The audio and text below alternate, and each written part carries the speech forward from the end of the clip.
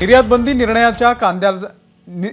बंदीच्या निर्णयाचा कांद्याच्या दराला फटका बसण्याची शक्यता आहे, कारण लासलगाव बाजारामध्ये या ठिकाणी कांद्याला सरासरी 1300 रुपये प्रति क्विंटलचा भाव मिळतोय।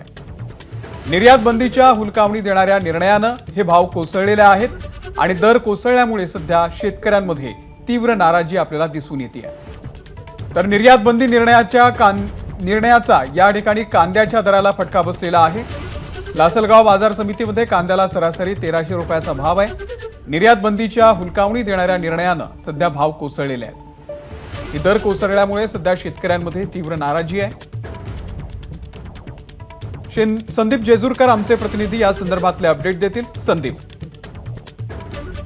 कांदा निर्यात बंदी उठवण्याच्या संदर्भात केंद्र व राज्यातील मंत्री आणि संबंधित विभागाचे सचिव यांच्याकडून परस्पर विरोधी माहिती दिली गेल्याने कांदा निर्यात बंदी विषयीचा जो काही निर्णय होता तो सुरुवातीला निर्यात बंदी उठवली असा सांगितला गेला।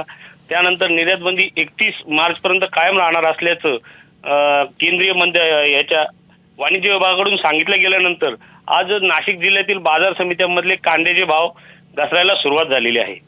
नाशिकच्या लासलगाव बाजार समितीमध्ये आज सरासरी 1300 रुपयापर्यंतचे जे आहे ते कांद्याचे दर निघाले, तर उंचमध्ये 1533 पर्यंत जे आहे कांद्याचे दर निघालेले आहे। एकूणच काय तर या सर्व निर्यात बंदीचा जो फटका आहे तो शेतकऱ्यांना बसू लागला आहे। सुरुवातीला निर्यात बंदी उठवली असं सांगितल्यानंतर अवघ्या 2 दिवसातच तो निर्णय फिरवण्यात आल्याचा शेतकऱ्यांचा आरोप आहे। संदीप, धन्यवाद दिलेल्या या संपूर्ण माहितीबद्दल। एबीपी माझा, उघडा डोळे बघा नीट।